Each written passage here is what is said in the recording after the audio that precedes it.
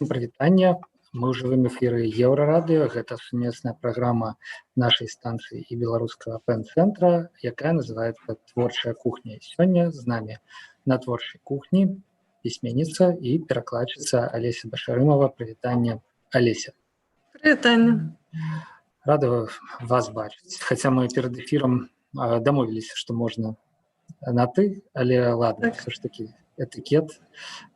Сядзення ў жывым эфіры няхай будзем на вы. Чыста прафесійнага гледзяшча. Мы залезлі даволі даўно, але гэта часта бывае, калі людзі яшчэ маладыя літаратары, яны тусуюцца разам, сочаць адно за адным, а пасля ўсе аддаляюцца, знікаюць з даляглядаў аднога.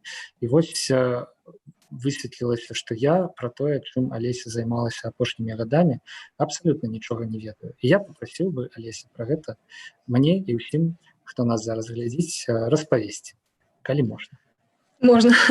Апошнімі гадамі я перакладала літаратуру са шведскай мовы, гэта шведская і фінская літаратура. Вось «Мумі-троля», напрыклад, гэта асноўная моя праца, так бы мовіць. І была пауза вялікая з «Мумі-тролямі», правда, але спадзяюся, што сёлета у канцы года ці ў пачатку наступнага нарэшце я скончу серыю гэтых «Мумі-кніг» Туве Янсен. Вось, акрамя гэтага таксама я перакладала і паэзію шведскую, напрыклад, Дана Андерсона вершы, Томаса Транстрёмера некаторыя вершы, некалькі вершаў выходзіла. Ну і цяпер узялася за іншую паэзію шведскую. Чаму шведская мова? Вось, я, дарэчы, заўважыў, што шмат у Беларусі перакладчыкаў са шведскай. У прынцыпе, дарэчы, збольшага гэтыя людзі перакладаюць шведскую дзіцячую літаратуру, хаця у адной з папярэдніх размоваў са спадарыняй Кандрусевіч, з Надзеяй Кандрусевіч, мы высветлілі, што шведская дзіцячая літаратура не такая ўжо дзіцячая, вось, што там абсалютна іншыя падыходы да падлеткаў, да таго, што і як яны мусяць чытаць. Вось, але, тым не менш, пытанне ў сіле. Чаму шведская і чаму ў Беларусі так шмат перакладчыкаў са шведскай літаратуры?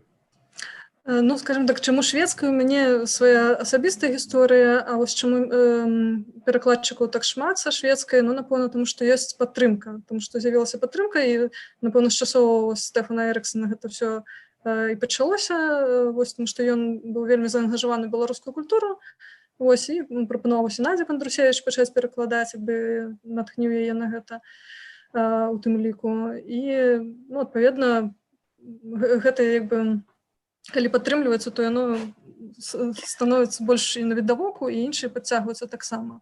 А мая гісторыя была такая, што мой сябра мне чытаў па тэлефоне ўрыўкі з «Мумі-зімы», «Чарадзейнай зімы», кнігі «Мумі-троляў. І я раней чытала ў дзяцінстве толькі «Капелюш чарадзея», і мне падабалася гэтая кніга, але не было такога вось адчування нейкай такой зусім іншай атмасферы, што гэта тое, з чым я павінна штосьці зрабіць і неяк па-іншаму паглыбіцца ў гэту кнігу.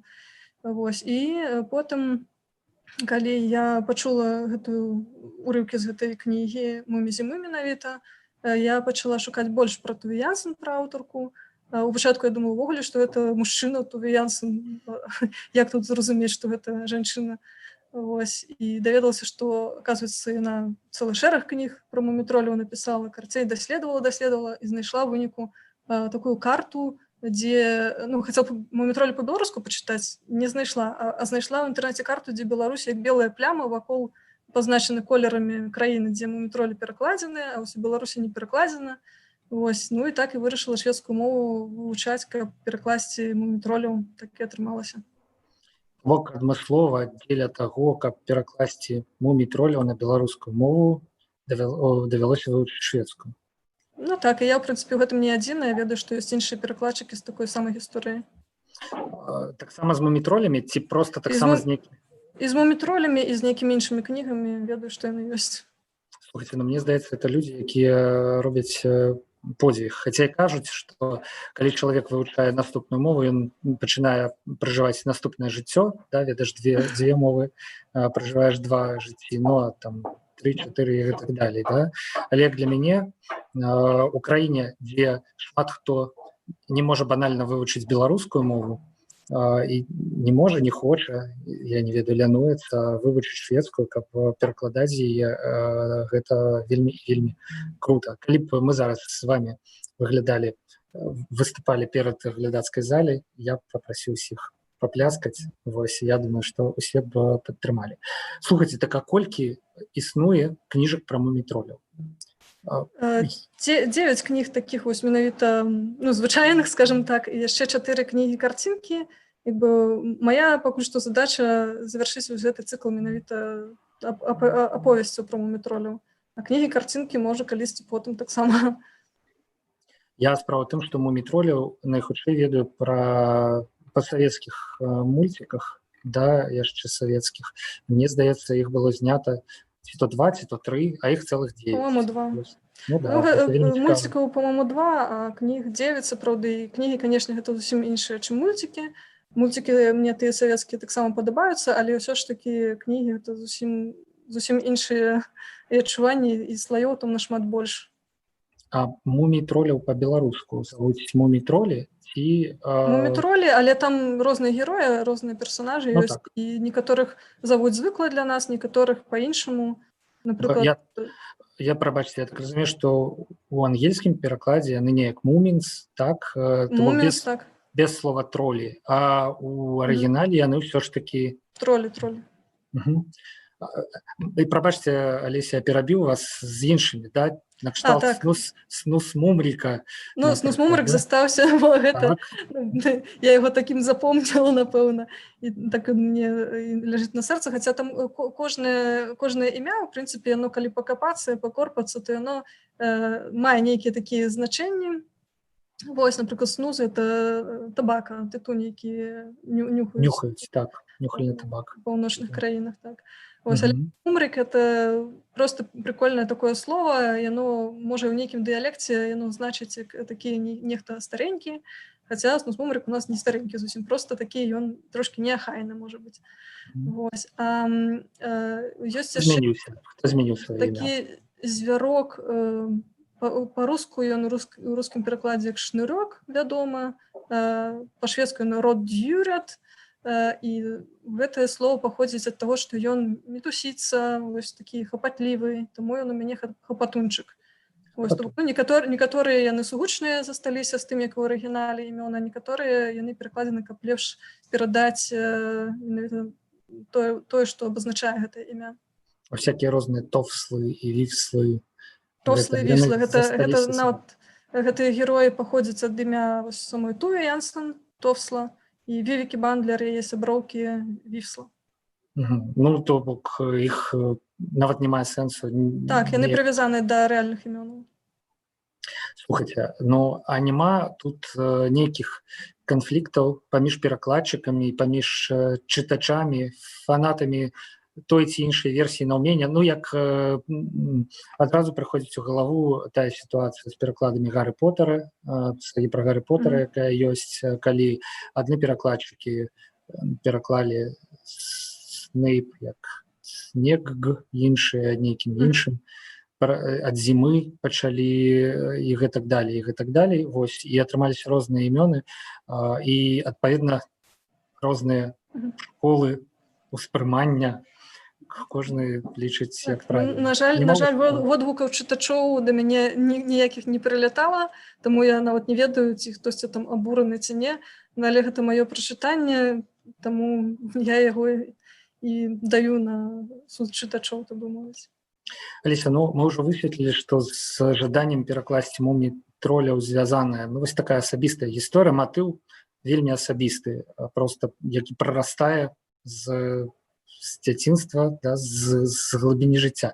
Але калі вы ўжо сталі перакладчыцай і калі вы зразумелі, што кнігі перакладзеныя трэба друкаваць і гэтак далей, гэта стала для вас нейкім бізнесам, да?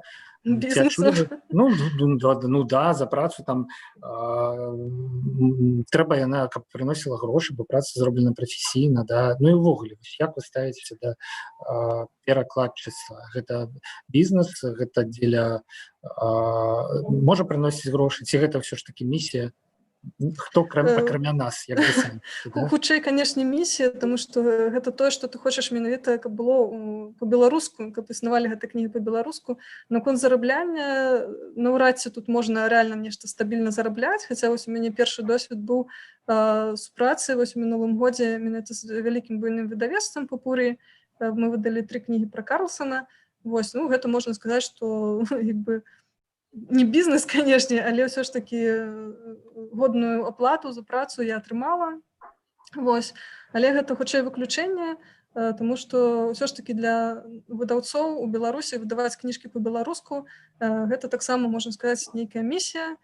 Таму што наклады сапраўды 1000 максімум звычайна, бо іх распаўсюдзіць даволі складана, бо не так шмат хто ў параўнанні з тымі людзьмі, хто купляе кніжкі па-руску, купляюць кнігі па-беларуску. Вось, таму, адпаведна, і кошты за адзін асобнік могуць быць нашмат вышэйшыя, складанасцю шмат. Алеся Малайчына так трымаць, піша нам у Ютубе Владзімір Цюшкевіч. Дзякую. Сябры, нагадваю, што можна праз соцсеткі, дзе вы бачыце гэты стрым, адразу задаваць Алесе пытанні пра пераклады са шведскай, пра мумі-троляў, пра іншыя творы, пытанні пра тое, як у яе жыцці мірыцца, напрыклад, перакладчыцкая і пісьменніцкая. Да, гэты два бакі, не ведаю, два паўшар'і, да, літаратурнай творчасці. Вось, і абсалютна іншыя пытанні, як я зараз задам абсалютна іншае. Я ведаю, што вы нарадзіліся ў Магілёве, і па літаратарах магілёўскіх ведаю, што гэта накладае абсалютна, ну, як гэта сказаць, бачны, песімістычна нуарны такі, значыцца, акцэнт на іх асобы. Вось яны, канешне, захоўваюць пачуццё гумару, тых, хто з Магілёва, але ўсё ж такі яно вельмі спецыфічнае і чарнаватае такое. На вас вы адчуваеце гэта на сябе? Ці ўсё ж такі Магілёў прайшоў бескрыўдна для псіхікі? Я нават не ведаю, што тут адказаць. Гэта, напэўна, чытачы адказваюць. Таму што я разглядаю тое, што я пішу не ў кантэксце аптымістычна ці песімістычна. Хутчэй гэта нейкае мой свет, у якім я жыву. І які ён хутчэй больш пра нешта дзікае, чым пра песімізм ці аптымізм. То бок не пра гарадское, не пра цывілізацыйнае, так? А што вы ўкладаеце ўсё гэта нешта дзікае? Ваша кніга, напрыклад, апошняя называецца «Расамаха». Гэта дзікая, у прынцыпе, не свойская, прынамсі, да? Вось, ну, але дзікая гэта такое вельмі агульнае слово, да? Што гэта азначае? Ну, гэта азначае, напэўна, што сябе я адчуваю нейкім зверам, вось, які кудысьці ўвесь час бяжыць, стамляецца. Вось, вобразы, адпаведна, у мяне вакол дзікі, у якіх я пачуваюся сабой.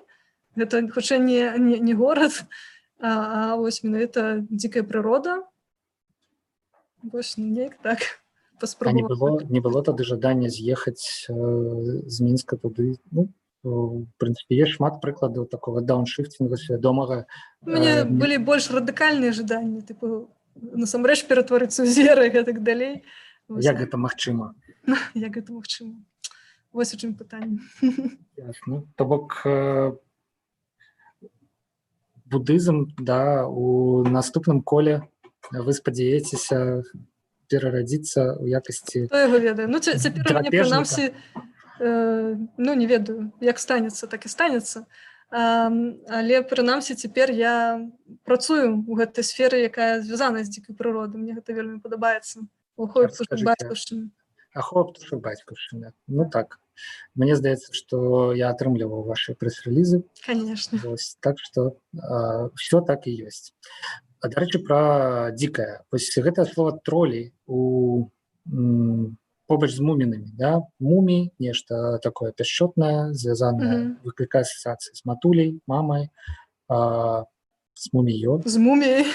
З муміяй, ну, апошнюю чаргу, але тролі гэта дакладна гэтыя пачварныя істоты з каменняў, якія жывуць пад мастамі і ядуць людзей.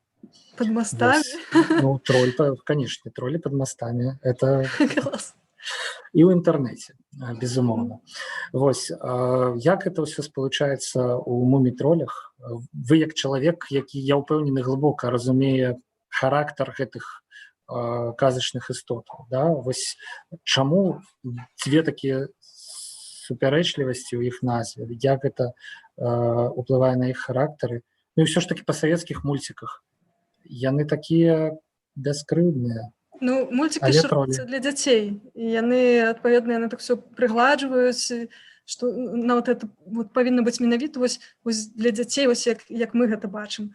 Таму так робяць. І нават падыходы да перакладу ёсць розныя. Я заўважаю таксама, што некаторыя перакладчыкі, яны рэдагуюць, скажем так, тэкст аўтарскі, каб дзіцё зразумела, там, з нейкай такой паблажлівасцю. Ну, і гэта не мой падыход дакладна. Што датычыцца мумі-троляў, чаму яны тролі, ўсё пачыналася увогуле з ілюстрацый, хутчэй такіх, ну, яны былі ў пачатку першай кнігі, напрыклад, такі больш трольскія, ну, як тролі, як рэальна такія пачваркі. Вось, таму яны паступова развіліся ў такіх пузацікаў, як бегемотікі. Вось, а ад пачатку яны былі сапраўды бліжэйшымі да троляў. Просто іх характар потым вымалёўваўся, нават сама Туві, яна ад пачатку не ведала, якімі яны будуць у наступных кнігах. Яна спрабавала проста свае перажыванні спачатку вымаляваць на паперы падчас вайны тое, што яна перажывала. Вось, і таму яны такія былі больш сапраўды падобныя да троляў, трывожныя, тым больш, што іх імя упершыню яна пачула ад свайго дзядзькі, можа быць, ён прыдумаў гэтае імя мумі-троля. Ён напалохаў яе гэтымі мумі-тролямі, тому што яна ўначы цягала там варэнне на кухні, і ён сказаў, што калі будзеш працягваць, то прыйдуць мумі-тролі, яны такія небачныя істоты, якія будуць дзьмуць холадам табе ў патыліцу. Вось, і таму сапраўды ад пачатку это нейкія трывожныя такія істоты трольскія. Яна ім надавала характар і разумела, якімі яны павінны быць, якія яны насамрэч. Ну, то бок у кнігах яны не такія адназначна добрыя дзівакі, як у гэтых савецкіх мульціках. Так, ну, увогуле, сямейства мумі-троляў, яно такое, ну, у агульным разуменні, такое спакойнае, добрае, яны разумеюць усіх, прымаюць усіх, але чым далей, да апошніх кніг, тым больш яны страчваюць гэтае сваё спакойнае існаванне, тым больш яны, у іх пасяляецца там трывога.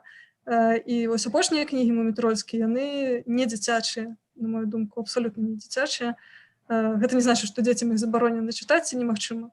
Але у тым разуменні, як звычайна мы кажам пра дзіцячую літаратуру, што гэта штосьці такое лёгка ўспрымальнае дзецьмі, то гэта не такія кнігі, яны трывожныя, і такія, можа быць, дзіўныя для дзяцей. Як думаеце, ці варта на гэтыя кнігі выстаўляць нейкае ўзроставае абмежаванне, 12+, 16+? Я думаю, не варта, але гэта паводле заканадаўства цяпер патрабуецца, наколькі я ведаю. І якое можа быць выстаўлена на гэтыя кнігі? Мне здаецца, што яно ўсё роўна пойдуць там можа быць і 12+, можа нават і 6+, тому што гэта ж залежыць не ад таго, што там штосьці трывожнае і незразумела, а наколькі я ведаю, там якія там сцэны, якога характару прысутнічаюць словы, можа быць, нейкія. Ну, вельмі цікава. Як на маю думку, то шведскія дзеці, яны адрозніваюцца ад беларускіх, ну, шведскія падлеткі, прынамсі, да, яны больш самастойныя, іх рыхтуюць адразу дзеля таго, каб яны ў пэўны час пакінулі бацькоўскі дом, далі бацькам пажыць ўжо спакойна без іх, да, атрымліваць ізноў асалоду ад жыцця.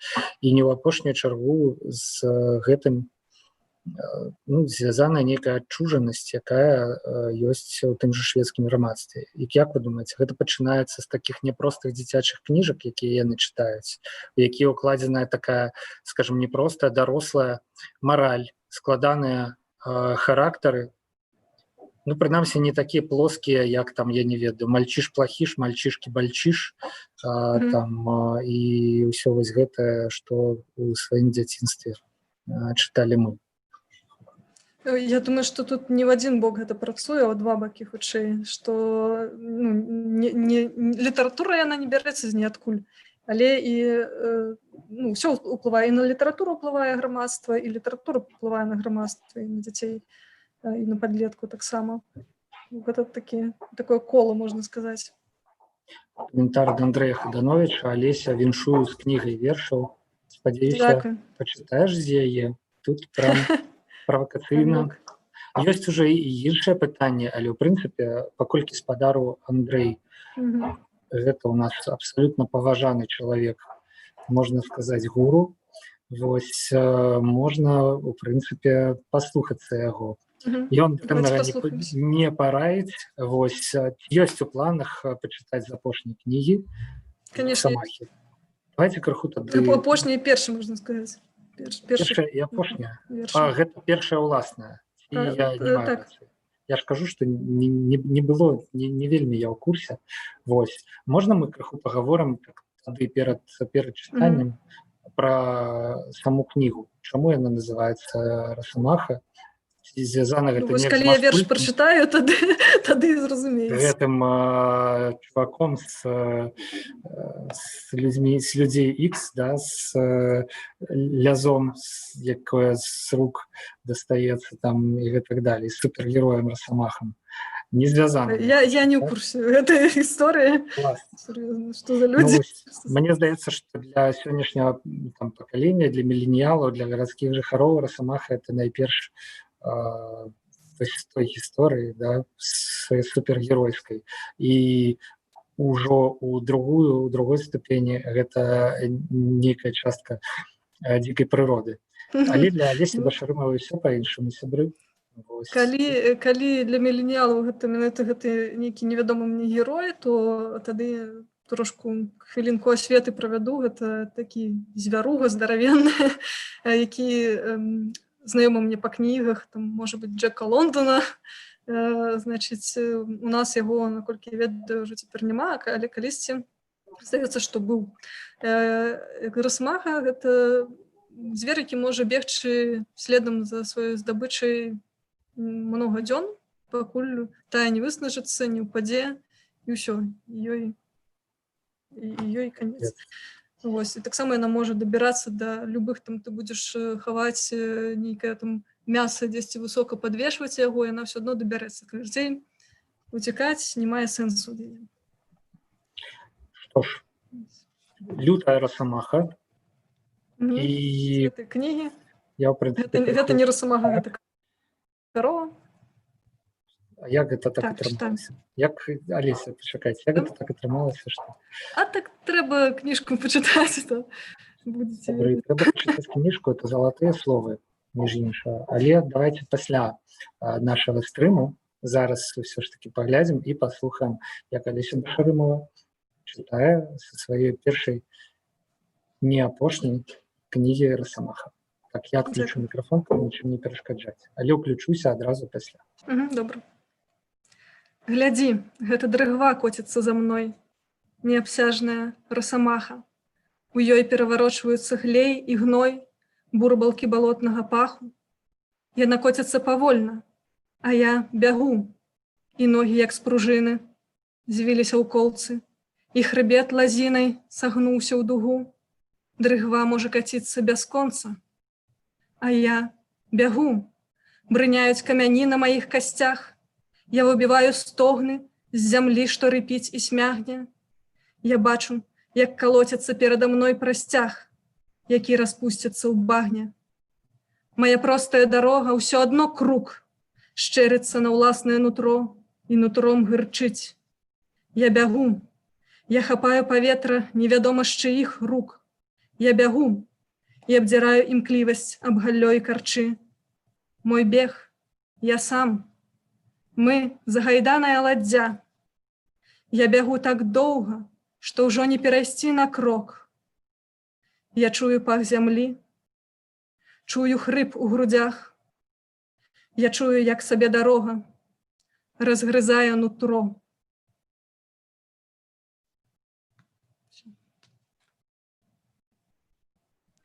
І вось я ўключаюся назад, ну крыху страшнавата стала. Магілёў, як вы кажаце. Ну, ведаеце, дарэчы, у Мінску раніцай сёння знялі 2 куніц. Вось. Да. Але, канешне, без расамахаў пакуль што. Бок настрой гэтай кнігі такі песімістычны, Дзесьці штосьці можа і больш светлае праглядаецца, але ў цэлым гэта такой вось бег, стома, такія вось краявіды, лясныя, вада, балота, такое штосьці. Адкуль такія настроі? Чым прадыктаваныя яны? Напэўна, маёй натурай. Ну вось, все ж таки ёсць у натуры нешта, як гэта сказаць, не буду казаць, нешта магілёўскае, скажем так, у маім уяўленні гэтага горада. Вось. Не ведаю, нешта у каментары не кідаюцца слухачы нашы, да, з жаданнем рэабілітаваць нейкім чынам Магілёў. Вось. Таму, можа, і маю я рацыю. Я не думаю, што гэта нейкая прывязка геаграфічная тут, як бы, ну, катэгарызаваць менавіта па геаграфічнай нейкай лакацыі, ну, раці тут атрымаецца. І можна сказаць, што нейкі прыродны складнік, ён хутчэй будзе з Віцебшчыны, дзе мае леты праходзілі. Там у вёсцы ў бабулі, вось там нашмат больш гэтай прыроды дзікай, таму хутчэй, можа быць, гэта віцебскія настроі, калі ўжо так вызначаць. Бабуля вам распавядала казкі, чытала? Не пра мумій-троляў, а нешта накшталт? Менавіта казкі не, гісторыі нейкія яна магла расказаць жыцця, але не казкі. Нешта накшталт са шляхціча Завальні. Ён адтуль з поўначы, мне здаецца, свае апавяданні збіраў і апавядаў. Вось, і там таксама ёсць гэта містычная беларуская хтонь. У нас ёсць супрацоўнік рэдакцыі Алексей Карпека, які любіць гэтае слова і ўвесь час піша яго туды і сюды. Можна яшчэ які-небудзь верш? Па адным вершу, мне здаецца, рабіць уражанне пра ўсю кнігу неправільна. Відаць, нават і па 2 неправільна, да? Але ўсё ж такі яна будзе, ну, больш поўным. Прачытайце, калі ласка, што-небудзь яшчэ. Пакуль мы ўжо не ўзяліся за чытанне перакладаў, перакладных вершаў са шведскай. Так, ну добра. Тады, напэўна, апошні верш з гэтай кнігі. А першы быў? Прэм'ера, гэта верш, ніколі не чытала. Крута. Так, тады адключаеце мікрафон. Жыві, як тахкае ток, як плаўна цячэ вада, як брыкоча конь, як выкрывае сябе каўток, як вальсуе цень. Цячэ вада. Распусціся паветрам, як бурбалкі гладкі бутон. Распусціся ў паветры, стань тонкасцю, стань шырынёю і небам, абсяг якога сціскаюць абцугі даля гляду, так, што з неба цячэ вада. Плыві, плыві, на сярэдзіну мкніся, рэж ваду між рабрын берагоў, абрынайся з парогаў, стань ракой, рэж зямлю вузкім кілем ракі, разяўляй сваю дзюбіну вусця, прымаючы мора. Далягляд ачапіў важкім колам яго, сеў бы персцень на пальцы жыцця, мройны бераг. Разяўляй сваю дзюбіну вусця, прымаючы мора. Далягляд яго частку адцяў. Ліся ў мора, слізгай мокрым зігзагам змяі, ляскай хваляй, лупцуй гэтай пугаю доўгай, далягляду бакі і цугляй, і вядзі яго пасвіцца прэч. Нейкая фатальнасць ёсць, але нарэшце адгукнуліся чытачы і кажуць: Алеся, скажы, не трэба баяцца Магілёва, наша магілёўскае зло даўно жыве пад Мінскам. Што ж, нават не буду каментаваць гэты каментар, вось, таму што гэта можа скончыцца дрэнна. Вось. Ёсць нейкія планы, звязаныя з уласнай творчасцю? Якой будзе другая кніга? Абсалютна няма, таму што увогуле вершы, которые ў гэтай кнізе сабраны, гэта вершы гадоў за 15, напэўна. Апошні, які тут у гэтай кнізе ёсць, это за 18 год. І цяпер вельмі так рэдка калі штосьці пішацца, таму калі штосьці будзе, там можа гадоў праз 10-15 можна чакаць. Таму планаў ніякіх у гэтым сэнсе я не будую наконт уласнай творчасці. А перакладныя планы, вядома, ёсць і на год, і на 2. Вельмі нешмат вы пішаце вершаў. Так, мне пісалася найлепш, калі я у дзяцінстве, юнацтве, потым пасля сканчэння універсітэту, там, калі прыйшла на працу вельмі стрэсавую, яно так, мне проста не хапае прасторы для гэтага, такой вось, каб ні пра што не думаць, каб яно прыходзіла само, бо звычайна гэта бывае так, што канект, значыць, з нейкім космосам, касмічнымі прасторамі, напэўна, яно само проста прыходзіць. А калі пастаянна нейкія турботы, трэба думаць у дарослым жыцці пра многае, то, адпаведна, гэтага кантакту часам часта няма. Добра разумею, таму што журналістыка таксама, мне здаецца, забівае паэзію чалавеку. І калі ты глыбока пагружаешся ва ўсё, што адбываецца, часу на вобразы ўжо не застаецца. Але пра стрэсавую працу, гэта, я спадзяюся, вы не пра ахвоту пашукаць. Не, гэта па размеркаванні працавала ў рэкламным агенцтве. Ох, што ж, не бывае. Вось, размеркаванне гэта яшчэ адна штука, якая, ў прынцыпе, можа забіць у чалавеку якія заўгодна памкненні, таму што за 2 гады... памкненне не забіла.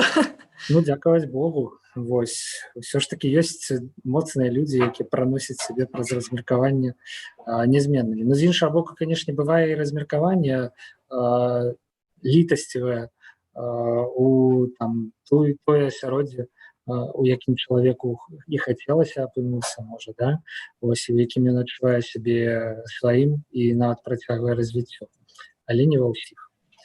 Напрыклад, у нас на Еўрарадыё зараз працуе дзяўчына, якая працавала 2 гады па размеркаванню ў газеце «Беларусь сегодня».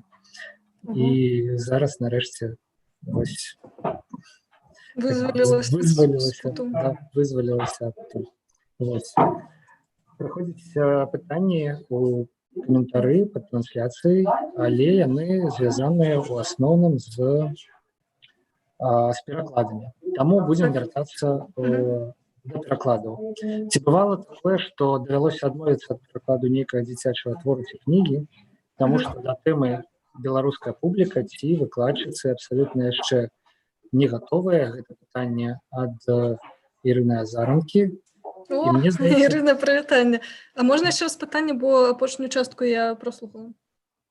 У мяне тут проста калегі не паважаюць. Я бачу, там адлюстроўваецца, што нехта там танчыць. Нехта танчыць, да. І адлюстроўваецца ў дошцы за маёй спінай, што мы ўсё бачым. Ўсё бачаць. Бывала такое, што давялося адмовіцца ад перакладу нейкага дзіцячага твору ці кнігі, таму што да тэмы беларуская публіка ці выкладчыкі абсалютна яшчэ не гатовыя. Мне здаецца, што гэта пытанне пра нешта канкрэтнае. Я магу памыляцца, але... Не ведаю, Іра, калі нешта канкрэтнае, то напішы, але пакуль што такога не было. Не натрапляла я на такія кнігі, которые мне так хацела перакласці і для которых бы лічыла публіку непадрыхтаванай, але нават, мне здаецца, што не гэта галоўнае, што там публіка непадрыхтаваная, бо гэта з той жа оперы, што і адаптаваць кнігі да дзяцей, то бок рэдагаваць аўтара, які нешта напісаў. Вось, таму адказ мой не. Узнікалі нейкія пытанні па нагодзе інтэлектуальнай уласнасці ў сувязі з перакладам. Я так разумею, гэта пра мумій-троляў. А што маецца на ўвазе пытанне ў сэнсе... Я думаю, што калі б вы распавялі, як это ўвогуле вырашаецца, Так, на якім гэта этапе. я калі пачала перакладаць мумітролю, я таксама такая зялёным дзяўчун такім была і абсалютна не ведала, як гэта ўсё робіцца, і перакладала проста ў шуфлядку. І потым патрошкі проста даведавалася, як гэта робіцца. І нават гісторыя вельмі цікавая атрымалася з тым, як так вось, гісторыя супадзенняў, скажем так.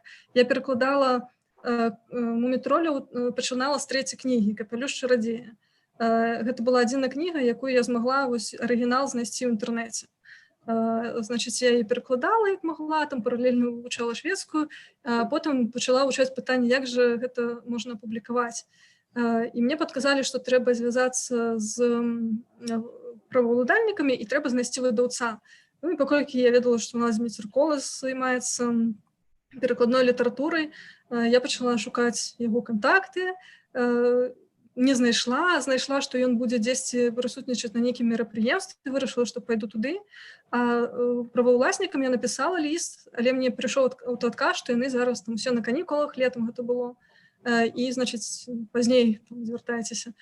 І вось, калі гэта мерапрыемства павінна было вось на наступны дзень літаральна адбыцца, мне прыйшоў адказ ад праваўласнікаў, і яны напісалі, што ведаеце, ужо адзін выдавец Беларусі выкупіў правы на першыя 3 кнігі, а «Капелюш чарадзея», які перакладал, гэта 3-я акурат. На яе правы ўжо выкуплены. І ён ужо рыхтуецца іх выдаць гэтыя кнігі і пішуць: мы не ведаем, у яго ёсць нейкая дамоўленасць з перакладчыкам нейкім ці не, звяжыцеся, далі мне ягоны кантакт. Я яму напісала, і мы дамовіліся. Прабачце. Хто гэта быў?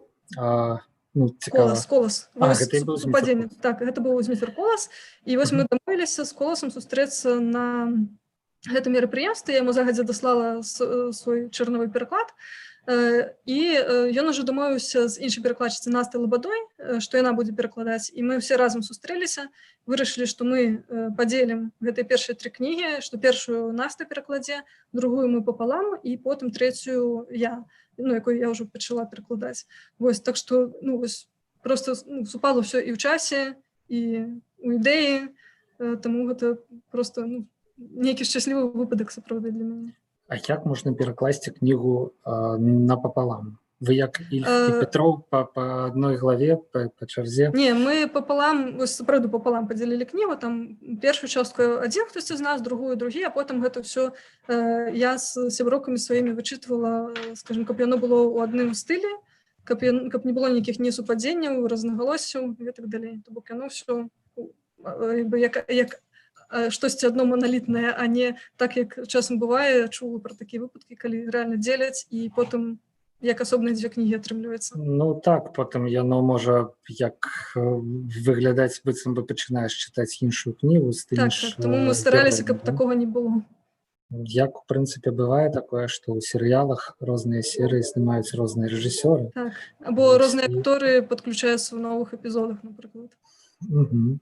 Тут хутчэй тыя ж акцёры, але чамусьці пачынаюць граць абсалютна па-іншаму, вось неяк змяняюцца, праламляючыся праз перакладчыцкую свядомасць. Мумітроляў мы чытанняў не заяўлялі, затое у нас в анонсе напісана, што вы пачытаеце пераклады вершаў шведскага паэта Вернера Спенстрэма, адзін зборнік якога перакладчыца выдала летась, яшчэ 2 плануе выдаць. Вось, дарэчы, апошняе, відаць, такое тэхнічнае пытанне. Вось выдаваць перакладныя кнігі. Мы ўжо вырашылі, што гэта не бізнес абсалютна, але ці не даводзіцца, я не ведаю, даплачваць за пэўную частку накладу, проста каб яны выйшлі. Бо калі людзі ідуць за сваёй місіяй, часам даводзіцца ахвяраваць шмат чым. Без жартаў. Гэта менавіта пра правы пытанне? Не, гэта ўжо я проста пытаюся пра выданне перакладной літаратуры, сваёй літаратуры, тое, што хочацца перакладаць і выдаваць. Літанне мне хацелася выдаць, і таму я выдала за свае грошы. Дзякуй, што дачка і сын Вернера Аспенструма, гэтага паэта, яны дазволілі мне без аплаты аўтарскіх правоў гэта зрабіць. І вось, хаця я гатова была таксама і правы плаціць. І Анна Аспенструм, дачка яго, яна мне дапамагае вельмі шмат у перакладах. Я задаю пытанні, бо гэта нелёгкая паэзія, скажем так, шмат пытанняў, таму мы з ёй разам, можна сказаць, працуем над гэтымі кнігамі. Бок ёсць пытанні для перакладу вобразаў, так?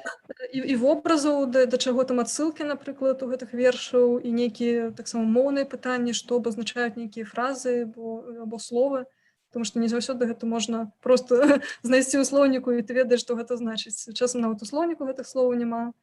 Вось, таксама, сапраўды, вобразы і адсылкі, там трэба ці чытаць нейкую аналітыку, калі яна ёсць, або вось добра, што ёсць з кім пакамунікаваць на гэты конт, хто можа расказаць, таму што у Анны сапраўды яна цікавіцца, не толькі цікавіцца, яна чытае шмат пра творчасць свайго бацькі, яна у таварыстве Вернера Аспенструма і даследуе яго творчасць таксама, таму яна ведае шмат. То што бывае так, што, скажем, там сын ці дачка нейкага аўтара, яны могуць ведаць гэтулькі ж, колькі і ты.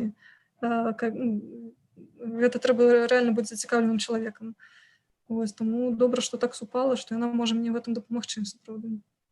Вось зараз прачытаў, што літанія выйшла ў 1952 годзе у арыгінале на шведскай мове.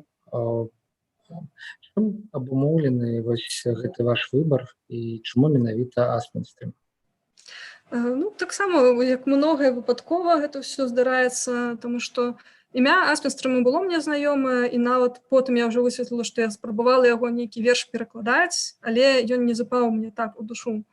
Не адбылося вось гэтага, не запомнілася, што вось гэтае імя, гэта штосьці вось маё.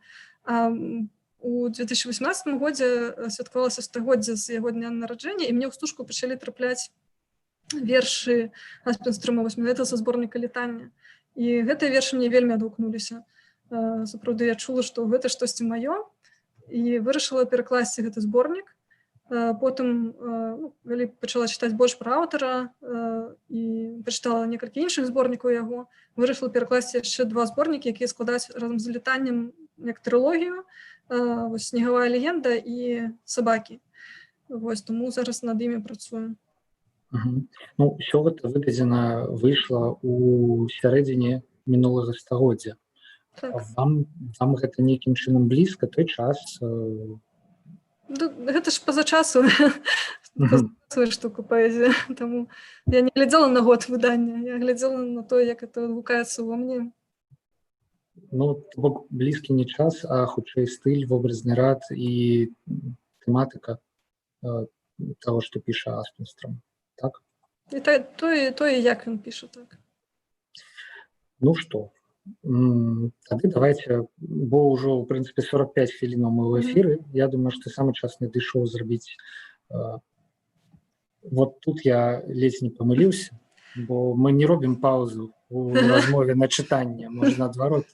Вось мы падыходзім да самага галоўнага, да таго, каб гучалі творы.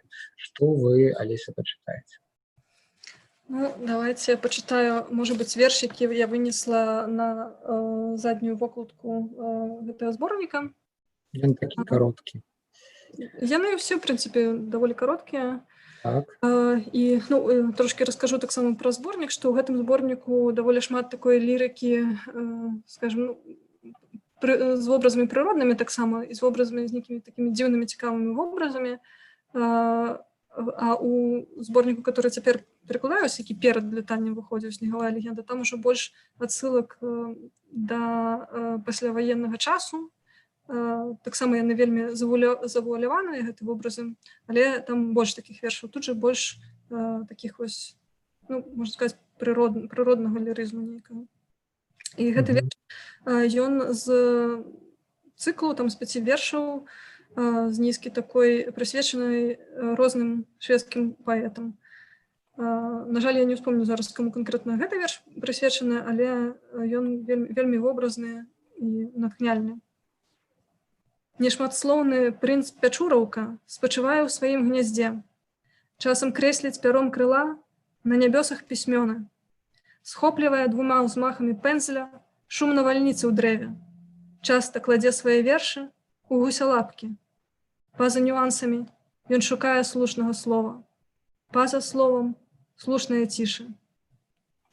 Вось, і вобраз гэты, той, што ён кладзе, гэты паэт кладзе свае вершы ў гусялапкі. Гусялапка — гэта такая расліна, можна пашукаць у інтэрнэце. Яна, гэта адна з маіх любімых раслін. Вось якраз у вёсы, на Віцебшчыне вельмі шмат вось такіх вось у двары у нас расло. І сапраўды там раніцай выходзіш ці пасля дажджу, і там вось раса збіраецца, вось яна такая лапка такая, гусялапка, сапраўды. І вось гэты вобраз, як гэты паэт, прынц Пячураўка, Пячураўка птушка такая у нас у Беларусі таксама ёсць, як ён кладзе свае вершы у гусялапкі, ён мне вельмі-вельмі лёг на сэрца. То бок усё сімпатыя, любоў да паэта пачынаецца з нейкай дробязі, якая трапляе некуды в цёплыя асацыяцыі, звязаныя з дзяцінствам. Так, у мяне шмат такіх выпадкаў, таксама, калі там кніжка нейкая, якую выпадкова дзесьці там, можа, у букінісце нейкім шведскім я знайшла, і выявілася, што гэта тая кніжка, якую я мушу перакласці, я яе пераклала, але пакуль чакаю нагоду выдаць. Таксама дзіцячая кніга, называецца «Белы каменьчык». Вось, таксама, калі мы кажам наконт планаў, але гэта хутчэй план гадоў праз 5, можа быць. Чакаем часу. Мне здаецца, што ўсё гэта вельмі нерацыянальна неяк адбываецца, арганізавана, да, і вось я, напрыклад, на сайце «Прайдзе света» прачытаў вельмі кароткую вашу біяграфію. Там напісана, што вы вучыліся ў ліцэі з інфарматычным матэматычным ухілам, але чамусьці сышлі ад матэматыкі да інфарматыкі і шкадуеце пра гэта. Мне заўжды настаўніца матэматыкі пісала нерацыянальна, там пад тымі доказамі, якія трэба было выдумляць, да, пад рашэннем задач. Вось, а вы, мне здаецца, мяркуючы па гэтай біяграфіі, былі чалавекам больш чым рацыянальным і шкадуеце пра тое, што з гэтага сышлі. Чаму гэта менавіта матэматыка, інфарматыка, чаму гэта менавіта абазначае, што чалавек рацыянальны? У чым можа і рацыянальны, у чымсьці рацыянальны? Мне ўсё жыццё імкнулася, што падавалася, што матэматыка, нягледзячы на тое, што так, гэта свет абстракцый, свет лічбаў, Маімі любімымі найвышэйшы ўзровень абстракцыі. Былі, акрамя матэматыкі, беларуская мова. Беларуская мова, матэматыка — мае любімыя былі прадметы.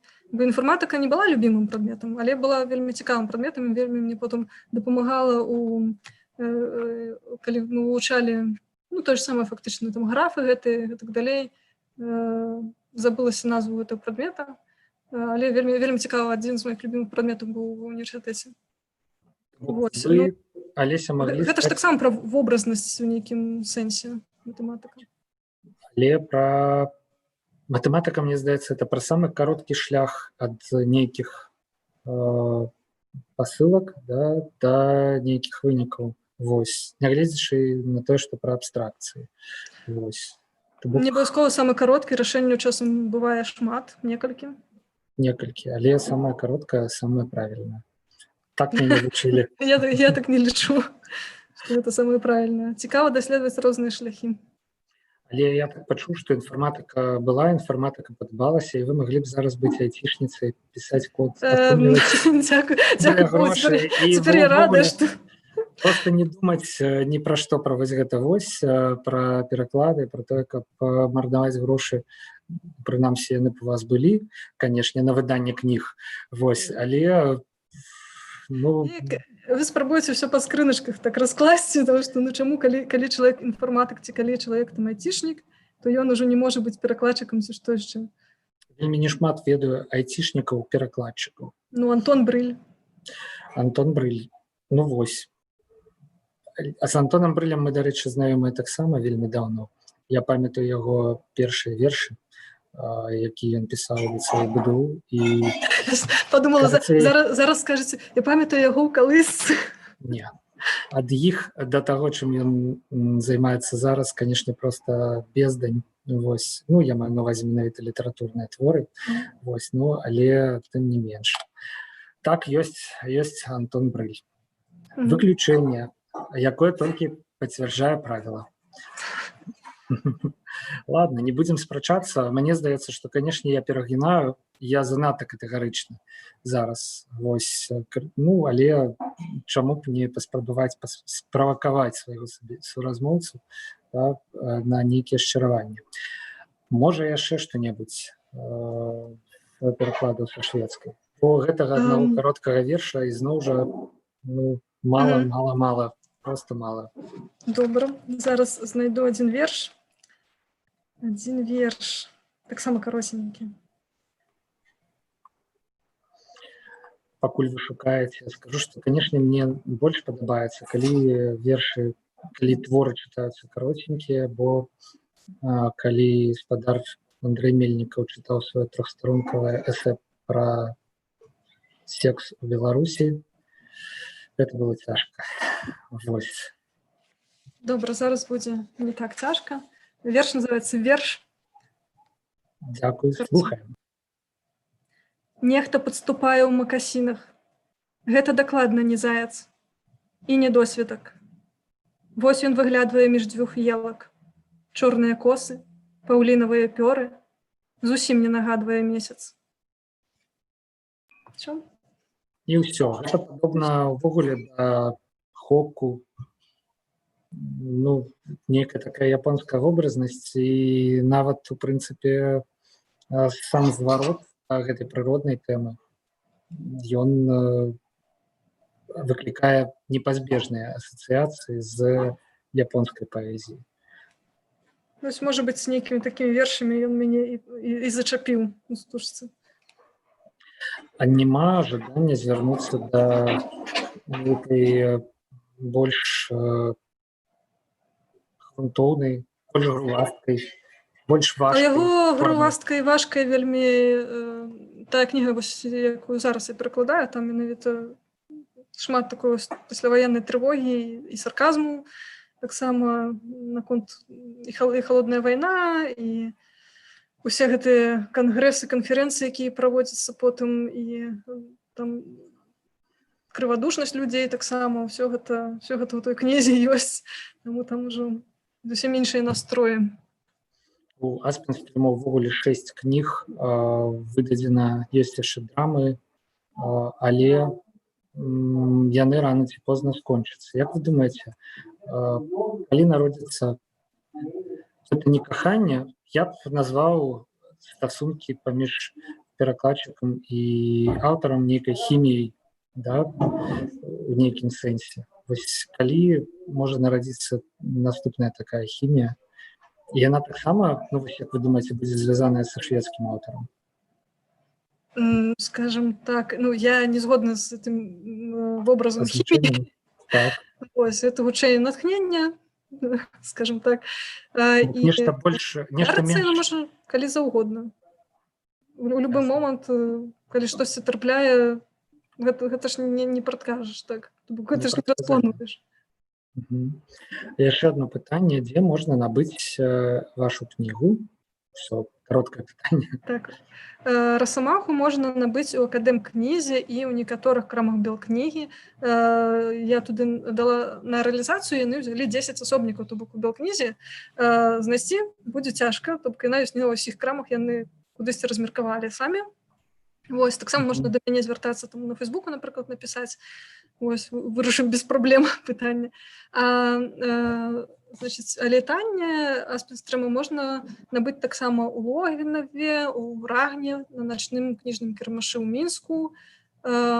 І, напэўна, дзесьці яшчэ забылася адну краму, на жаль, назваць. У іх таксама гэта ўсё ёсць онлайн, у онлайн-крамах, з дастаўка па Беларусі. Вось, ну, мне таксама можна пісаць па абедзвюх кнігах. Вы адказваеце на запыты ў Facebook, на паведамленне, так? Так. Круто. Відаць, са свайго нейкага досведу, так, што не заўсёды атрымліваецца адказаць. Ну так, не заўсёды атрымліваецца адказаць. Не тое, каб... Калі чалавек піша па справе нейкай, то чаму не адказаць? Пишут Даша Белькевич, что Академкнизя на Академии наук забрала апошнюю, так что туды по книге Олесі Башарымовай калі ласка не ходите, на жаль. Вось. У Академкнізе мне пишут, что нема ўжо кніг Расамахи. Пишут, забрали апошнюю книгу з Академкнігі. Добра. Так, будзе, постараюся на гэтым тыдні падвесці ім яшчэ. Звязаться с ними. У нас, в принципе, засталося с такой подвызначенной должине программы с законного хронометражу 4 хвилины. И я хотел бы вас попросить прочитать еще один верш на развитание. И Добра. после уже будем развитываться. Добра. Что это может быть? Это добрае пытанне, потому что зненацку так, конечно, что гэта можа быць штосьці пазітыўнае, як вы кажаце. Прабачце, а здараюцца яшчэ вось такія штукі, калі літаратары збіраюцца разам, ездзяць у туры такія і там чытаюць свае вершы і іншыя творы разам, кожны там хвілінак па 10-15. Ці дзейнічалі вы калі-небудзь у такіх паездках? Ой, калісьці даўно гэта было, канешне, шмат я выступала, дзесьці ездзіла. Я просто падумаў, найхутчэй на такі выпадак абавязкова мусіць быць нейкі апошні верш. Ведаеце, да, вось тое, чым сканчаецца гэты выступ і што застаецца у чытача. Звычайна я там не так шмат чытала, можа, не памятаю, мне здаецца, што я літаральна вершы 3 чытала, звычайна там не было такой праблемы. Ясно. Ну, то бок няма такого, ведаеце, цвікая апошняга, якім можна было б скончыць размову, да? Ну, любы моцны верш, ён будзе, напэўна, добрым цвіком. В прынцыпе, так. Вось. Што выбераце такім чынам? Я выберу, напэўна, адзін з першых вершаў у гэтай кнізе, каб скончыць нашу сесію. Добренько. На падворку карова целецца. Вось, з'явілася. Проста, лёгка. Расчараванне ў заспаным цельцы і ў вачах адсутнасць клёку. Вось, цяля з вачыма куляецца. Цёмнае, кволае, неба, ціша. Мама на саламяным пляцы, стомлена, пысай у пыле піша. Піша, я нарадзіла дзетку, роднага, цёмнага, дзетку, сына. Бог мне суддзя мой, двор мой сведка, сынам сагрэтая, не астыну. У прынцыпе, пазітыўна і вельмі пафасна і кранальна. Ура. Так. Мінула гадзіна, і час нам сыходзіць з нашай імправізаванай творчай кухні. Я, не Олеся Башарымова, наша сённяшняя госця на рэальнай кухні не знаходзімся, але творчая кухня — гэта ўсё ж такі метафора для нейкай прасторы, дзе нараджаюцца вобразы і творы. Мы размаўлялі пра пераклады са шведскай, размаўлялі пра кнігу Олесі Расамаха, якую, як мы высветлілі, ўжо нельга набыць у Академкнізе, але можна набыць в іншых крамах у Мінску. Размаўлялі пра мумій-троляў. Думаю, што з гледзяшча папулярнай масавай культуры гэта была самая цікавая частка размовы, але і чыталі таксама вельмі няпростыя вершы. Не чыталі, чытала Олеся Башарымова свае і вершы шведскага паэта Вернера Аспенстрема, якога яна перакладае апошнім часам. Олеся, дзякую вам за гэтую размову, за тое, што пагадзіліся ў гэты цудоўны вечар пасядзець з намі і распавесці пра тое, чым займаецеся, і пачытаць свае творы.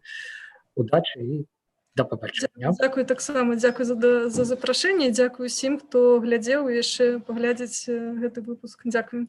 Ну так, усё, што мы тут нагаварылі, яно застанецца ў сацыяльных сетках Еўрарадыё і Пэн-цэнтра. Алесю можна знайсці праз Facebook, там жа з ёй можна дамовіцца наконт таго, каб прыдбаць ейныя кнігі. На гэтым усё. Павел Свердлоў з боку Еўрарадыё працаваў у гэтай творчай кухні.